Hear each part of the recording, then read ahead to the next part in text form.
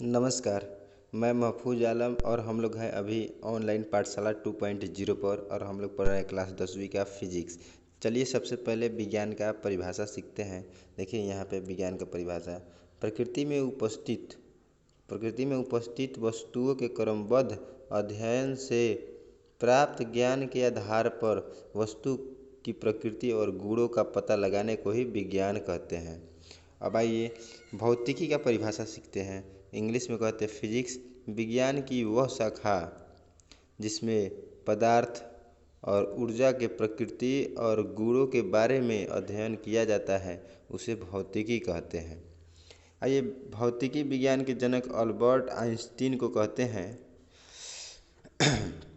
देखिए विज्ञान को दो भागों में बांटा गया है। विज्ञान को दो भागों में बांटा गया है। एक है प्रकृति विज्ञान, दूसरा है भौतिकीय विज्ञान। और प्राकृतिक विज्ञान को भी दो भागों में बांटा गया है, वनस्पति विज्ञान और जंतु विज्ञान मिला के बायोलॉजी कहते हैं।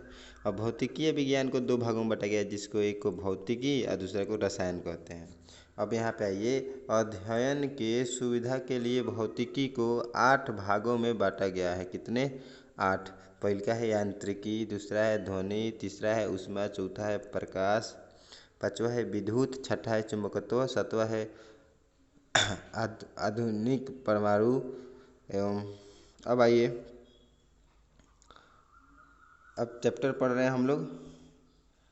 चूँकि पहला चैप्टर है फिजिक्स में प्रकाश का परावर्तन, तो प्रकाश का परावर्तन हम लोग पढ़ते हैं।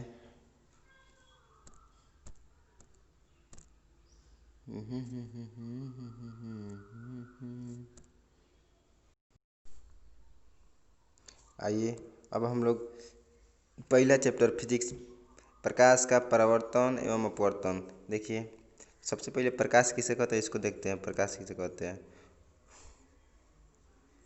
वह बाहरी भौतिक कारण जिससे हमें किसी वस्तु को देखने की अनुभूति होती है उसे प्रकाश कहते हैं। देखिए प्रकाश की वजह से हम किसी वस्तु को देख पाते हैं, आप भली बात ही जानते हैं इसको। अब आइए प्रकाश के गुण। तो प्रकाश के गुण देखिए, पॉइंट नोट करते हैं। प्रकाश हमेशा सीधी रेखा में गमन करती है। यहाँ पे निर्वात में प्रकाश का वेग 3 × 10⁸ मीटर प्रति सेकेंड होता है। और प्रकाश एक विद्युत चुम्बकीय तरंग है। प्रकाश ऊर्जा का ही एक रूप है। चलिए इतना हम लोग जाने।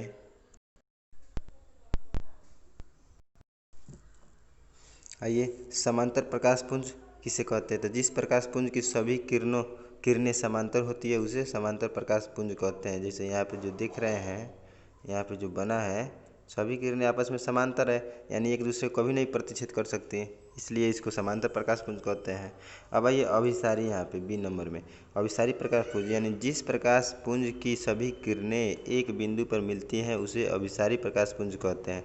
जैसे यहाँ पे देखिए चित्र में, यहाँ पे सभी किरणें एक बिंदु पर मिल रही है ना, तो इसलिए इसको अभिसारी प्रकाश पुंज कहते हैं। एक और अपसारी प्रकाश पुंज, यहाँ पे देखिए अपसारी प्रकाश पुंज, यानी जिस प्रकाश पुंज की सभी किरणें एक बिंदु से निर्गत होकर विभिन्न दिशाओं में फैल जाती है उसे अपसारी प्रकाश पुंज कहते हैं। जैसे एक बिंदु यहाँ पे है, देख रहे हैं, और यहाँ से इधर गई है, इधर गई है, इधर गई है, फैल रही है ना, इसलिए इसको हम क्या बोलते हैं? अपसारी प्रकाश पुंज। अब देखिए ये नया टॉपिक है, एक दीप्त पिंड या दीप्त पदार्थ। तो वे पदार्थ जो स्वयं अपना प्रकाश उत्सर्जित करते हैं उसे दीप्त पदार्थ कहते हैं। मतलब जैसे कि सूर्य, तारे, दीपक इत्यादि अपना प्रकाश स्वयं उत्सर्जित करते हैं। एक है अदीप्त पदार्थ। वे पदार्थ जो स्वयं अपना प्रकाश उत्सर्जित नहीं करते हैं उसे अदीप्त पदार्थ कहते हैं। जैसे कि हो गया ईटा, पत्थर, मोबाइल। टॉर्च हो जाएगा दीप्त में, लेकिन मोबाइल थोड़ा ही होगा। अब आइए, जैसे कि चंद्रमा अदीप्त पदार्थ है, चंद्रमा अपना प्रकाश उत्सर्जित नहीं करता है, वो सूर्य का प्रकाश होता है। अब आइए एक टॉपिक है प्रकाशीय माध्यम। तो यहाँ पे वह क्षेत्र जिससे होकर प्रकाश आसानी से गुजर सकती है उसे प्रकाशीय माध्यम कहते हैं। जैसे कि हवा, पानी, कांच। हवा, पानी, कांच से प्रकाश आसानी से गुजर सकती है। और एक और देखिए, अगला है प्रकाशीय माध्यम यानी ट्रांसपेरेंट मीडियम। यह पारदर्शी पदार्थ है, ट्रांसपेरेंट।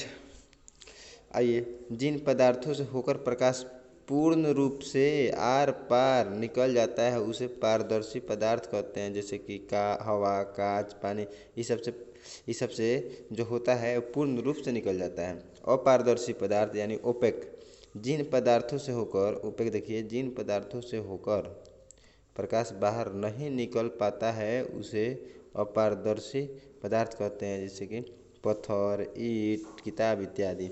पारभासी पदार्थ ट्रांसलूसेंट, जिन पदार्थों से होकर प्रकाश का कुछ अंश बाहर निकल जाता है उसे पारभासी पदार्थ कहते हैं। जैसे कि तेल लगा हुआ कागज, घिसा हुआ कांच, इस सब में प्रकाश का कुछ हिस्सा निकलता है, कुछ रिफ्लेक्ट हो जाता है।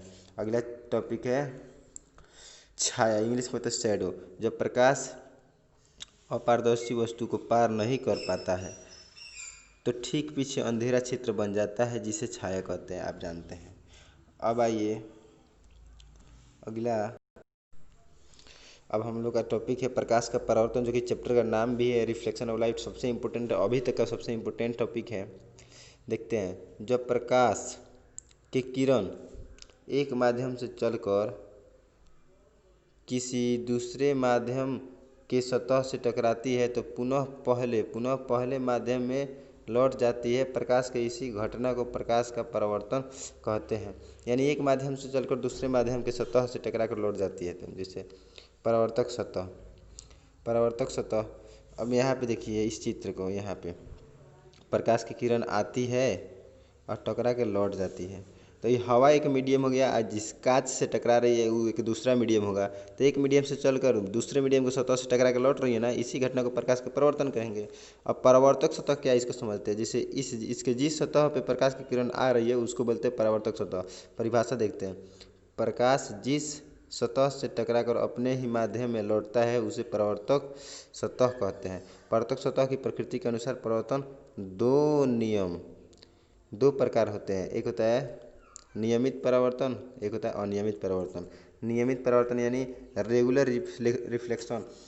अब देखते हैं, जब प्रकाश की किरणें किसी चिकनी और चमकीली सतह पर पड़ती है तो नियमित रूप से परावर्तित हो जाते हैं। ऐसे परावर्तन को नियमित परावर्तन कहते हैं। जैसे कि नियमित रूप से जितना आई उतना परावर्तित हो गई, कोई इधर उधर नहीं। अब आइए, अब देखते हैं हम लोग अनियमित परावर्तन। अनियमित परावर्तन इंग्लिश इरेगुलर रिफ्लेक्शन। देखिए इसका परिभाषा, जब प्रकाश की किरण रूखड़ी और चमकीली सतह पर पड़ती है तो वे अनियमित रूप से परावर्तित हो जाते हैं। अनियमित रूप से यानी उसका कोई नियम नहीं है। ऐसे परावर्तन को अनियमित परावर्तन कहते हैं। जैसे कि रूखड़ी है, चमकीली है, प्रकाश की किरण इधर आएगी तो इधर जाएगी, इधर आएगी तो इधर आएगी, इधर आएगी तो इधर जाएगी, इसका किधर से किधर जाएगी कोई अता पता नहीं होता है। अब थोड़ा सा समतल दर्पण से यहाँ पे देखते हैं, समतल दर्पण से प्रकाश का परावर्तन कैसे होता है। तो मान लेते हैं इस समतल दर्पण जो आपको दिखाई दे रहा है। अब प्रकाश की किरण इधर आई, इधर गई, ठीक है। जो आती है उसको बोलते हैं आपतित किरण और जो जाती है उसको बोलते हैं परावर्तित किरण। आपतित किरण को आई से सूचित करते हैं, परावर्तित किरण को आर से सूचित करते हैं। बीच में जो डैश दिखाया जा रहा है ये है अभिलंब। क्या है? अभिलंब। इसका जो कोण है इसको बोलते हैं आपतन कोण है, इसको बोलते हैं परावर्तन कोण। तो आर से सूचित करते हैं परावर्तन कोण को, आई से सूचित करते हैं आपतन कोण को। और जिस बिंदु पर प्रकाश किरण आपतित होती है उसको बोलते हैं आपतन बिंदु। इतना हम लोग जान गए ना। प्रकाश की किरण आई, उसी माध्यम में लौट गई परावर्तक सतह से टकरा के, इस घटना को प्रकाश का परावर्तन कहेंगे। है ये आपतित किरण है परावर्तित किरण है अभिलंब है, ये आपतन बिंदु है ये एक समतल दर्पण है। अब आपतित किरण परिभाषा देखते हैं, वह किरण जो दर्पण की सतह पर पड़ती है आपतित किरण कहते हैं। देखिए यहाँ पे जो पड़ रही है इसी को ना बोलते हैं आपतित किरण। आपतन बिंदु यानी दर्पण के सतह पर स्थित वह बिंदु जहाँ आपतित किरण पड़ती है आपतन बिंदु कहते हैं। जैसे हई बिंदुआ है ना, इसी बिंदु को कहते हैं आपतन बिंदु। आगे देखते हैं अभिलंब किसे कहते हैं। आइए अगला है नॉर्मल। वह सीधी रेखा जो दर्पण के आपतन बिंदु पर लंब होती है उसे अभिलंब कहते हैं। जैसे कि आप लोग देखे ऐसे जो प्रकाश किरण आती थी ना, तो बीच में जो खड़ा था ऐसे लंब, उसको बोलते हैं अभिलंब। आपतन कोण यानी आपतित किरण अभिलंब के बीच के कोण को आपतन कोण कहते हैं, जिससे आई द्वारा सूचित करते हैं। अभी आप लोग जस्ट देखे हैं। अब आइए परावर्तन कोण, एंगल ऑफ रिफ्लेक्शन। परावर्तित किरण अभिलंब के बीच के कोण को परावर्तन कोण कहते हैं, इसे आर द्वारा सूचित करते हैं। इसके बाद सबसे इम्पोर्टेंट प्रकाश के परावर्तन के नियम, प्रकाश के परावर्तन के नियम तो थोड़ा देखते हैं। आपतित किरण, देखिए 2 नियम होते हैं। प्रकाश के परावर्तन कितने नियम होते हैं? 2 नियम होते हैं। यहाँ पे देखिए, आपतित किरण, परावर्तित किरण तथा आपतन बिंदु पर डाला गया अभिलंब, तीनों एक ही तल में होता है। तीनों एक ही तल में होता है, पहले का नियम। दूसरा नियम, आपतन कोण परावर्तन कोण के बराबर होते हैं। जैसे यदि आपतन कोण I तथा परावर्तन कोण R, तो कोण I बराबर कोण R। यही 2 नियम है, परीक्षा में आता है। अगला टॉपिक है प्रतिबिंब, जिसको हम अगले वीडियो में पढ़ेंगे। अभी देखने के लिए शुक्रिया। चूँकि अभी तो बहुत सारा आपको हो सकता है कि मेरा आवाज़ क्लियर ना मिले या फिर साफ़ नहीं दिखाई दे, लेकिन बहुत ही जल्द ये सब सुधार किया जा रहा है और आपको साफ़ सुथरा वीडियो मिलेगा।